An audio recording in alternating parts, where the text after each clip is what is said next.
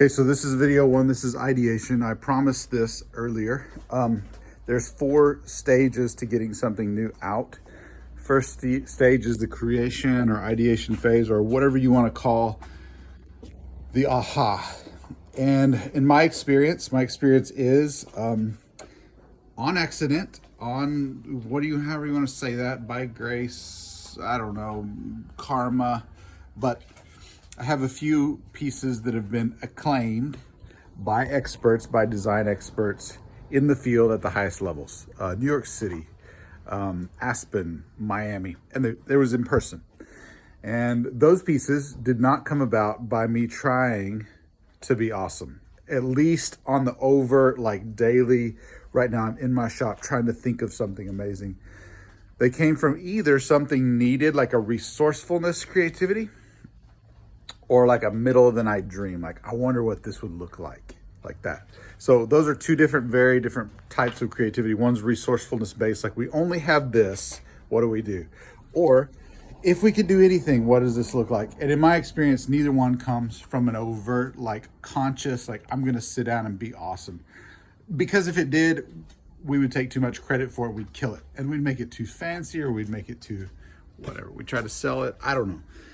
But in my experience, these kind of things have come from great need or just great beauty. So those 2 things are really important. So the way I do that, how do I do the ideation phase? There's so many ways to do it, but an old mentor of mine told me, I'm about to go in the shop here and show you a couple things. Told me, he said, I always get the best things from above when I'm in neutral.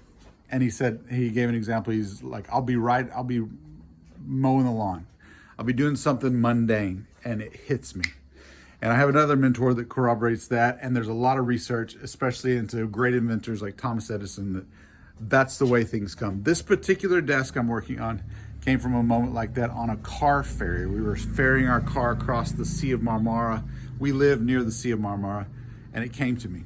So I had in front of me something like this. Actually, in my pocket, I have right now this little pad. This was like a color swatch I was doing. And I always keep something like this because I have mentors that have told me, even in like mundane work, like your real work, to keep something like that helps you get things down right when they hit, right when they're the most creative, the most raw, gets them in there. So even on this, you can see like, okay, I've got my color swatches, but after that, I was like, how is this desktop gonna look? The legs on this desktop, how are they gonna look? Is the top being 6 inches wide gonna work? Is the bottom, where it intersects the top of the desk at 9 inches, is that gonna work? My next iteration is more like 9 at the top and 11 down below. So I just always have little scraps of paper like this everywhere. And you can ask my family, I have these little things everywhere. And they're like, why do you have 6 of those? I'm like, because when I need one, I need one. So I keep that around because it does happen in neutral. The conscious side is needed, but it's like a servant of the unconscious. So I also have this. I have a space I love. I love this space. It's in one of the worst buildings in my community in Isnik. This building, if you ask the locals if this building is any good, they would tell you like it's falling and it's on banned land. I won't say any more than that, but it's a bad spot. But I refurbished a corner. Didn't take me much money. The rent's dirt cheap. So I love being here because I feel hidden. I'm also with my people. The carpenters are my people. And then inside, I had the electrician. I was like, give me the most lights possible. I don't want some lights. I want like where they do auto body. I want lights like that. I want them on the wall. I have more light. They're not even all on. Then I have like sunlight. So I love this space because it's always bright. I've got little lights in the wall over here, a little glass block where there was blocks missing. We just put a glass block in there. I've got a clamp set. I've got just everything I would want to make something. So that's the other thing, a good space. You're not gonna create anything that you really love if you don't have good space and good, I'm a big believer in good tools. We can do a whole other video on that, good tools. So I've got good tools, I've got a good space. I've got my little pad. This is actually where the first idea for this desk went. This is the first leg that I've got cut out, and it's sitting at the angle that it's supposed to sit at. The desk is gonna sit right here. I won't go into that anymore. And then I've got some great vellum. I love vellum. I've got vellum that I'll just waste. I'll just do a bunch of sketches on something. This is actually for a different project. This is for a current project, but I love to sketch on vellum. It just helps me like what I'm doing. It's pleasurable.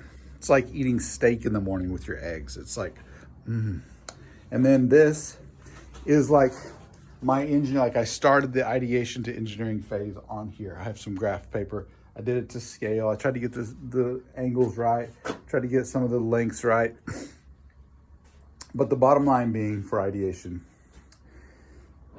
you say something like, I need to do this. So that chair that I want, I'm speaking of the Pearl chair, I want some awards, some acclaims. I got it published. It was sent out to some big design milk type spaces.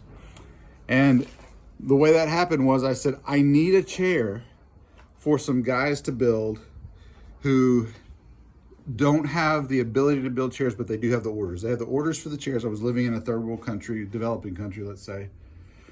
And this idea for the Pearl chair came up and it became this beautiful thing, but it's not meant to be that beautiful. It's meant to be super functional. There's no angles in it beyond a 45-degree angle. There's no higher math. There's no special skills you need to build it beyond this one like dovetail joint I showed them with a router. Like it doesn't even take hand cutting, it's just a routered. And we had learned that a year or two before. It just worked. Like everything was in place to build that chair. And then I was scared of it because chairs are hard, and chairs, the experts do chairs, and Fine Woodworking does chairs, and you gotta have the thing from New England and you know, all that. So I just didn't do it for years. I finally executed it and it took no time. Glued it all up, carved it down, sanded it, and then of course I was at the time I was doing bathtubs, so I wanted to put this bathtub finish on it. But you can't tell. It just looks like a smooth, well-oiled chair. And I also wanted it to be able to go in a bathroom and for the legs to not pick up moisture, so it's got this like bathtub finish on the bottom of the legs to keep. I got a lot of attention for that chair, and it was completely out of need and resourcefulness. Like I had to be resourceful with what I had. Couldn't use higher math, couldn't use special materials. And all we used to carve that is a turbo plane on a hand grinder, on an angle grinder. Some other things that I've gotten a lot of acclaim for, and the thing that the way this desk came was, I want to make a writing desk. That was the statement I had made. I want to make a writing desk. And beyond that, I have a practice of meditation. I meditate regularly, and I learned that from an old friend, Jake Zalaki. Thanks, Jake. He was my Buddhist Taoist friend in Mongolia and restored to me and renewed to me the value of silence, stillness, meditation. Of course, I use it for communion with the other, with the higher power. But that's where I believe I get all my inspiration, is from outside myself, not inside myself.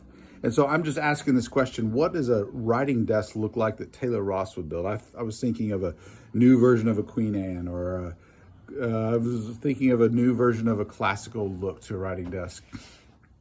But I couldn't consciously come up with it. And I'm on this ferry. It's a car ferry, and I've got my headphones in. I've got this beautiful music in that I love that just almost puts me to sleep. I've got my pen, and I've got this little pad, or one just like it. Wasn't this one, just like it. I've got my pen above my pad, and I had just done this meditation video that I like. They're real short, and I was falling asleep. So I'm and my kids are around me. I'm just in like heaven. Like I've got 4 kids around me. My older kids who are graduated and adults, and my younger kids. And I've got my pen above my pad, and I fall asleep and my pen hits the pad, just like I learned from Thomas Edison. And I wake up and I go back to sleep. I wake up and finally I stay in this really relaxed state. And in that state is where this picture flashed into my imagination of this desk joint. It's not the whole desk, it's just the joint. It's this place right here where this meets this tabletop. I see that. I see what you see right now in my imagination. And I draw it real quick, and I don't know what it's for. And then I remember, I've been wanting to do a writing desk. And then I start. And then I mention to a client, you don't need a desk, do you? I'm making this writing desk, love to give it to you. Client says, no, I want to pay you for it. Let's talk. Okay, I'll let you pay me for it. And so now I'm building it and shipping it to America. That's it. The 2 biggest points in there is it doesn't come consciously, and I'm always ready. I always have something to write it on. Something, if I'm not ready, I have my phone where I can make a note. But my experience has been ask the big questions. What does a writing desk look like that serves this purpose? And number two, if you have a great need, resourcefulness, like how do we get this chair done? And then wait. Pay attention to your dreams, pay attention to your imagination, develop a practice of meditation so that you can be available to these kind of thoughts and not just like flash through and then they don't come back, because somebody's going to do it. I believe if you're getting it, somebody else is getting it. And that's why half the time when we think of something in 6 months, we're like, hey, I thought of that. Well, it was because it's what's being said by the Spirit in all the earth, and somebody else got it too, and they did it. It's not a race. It's just a joy to create new things and make wisdom known.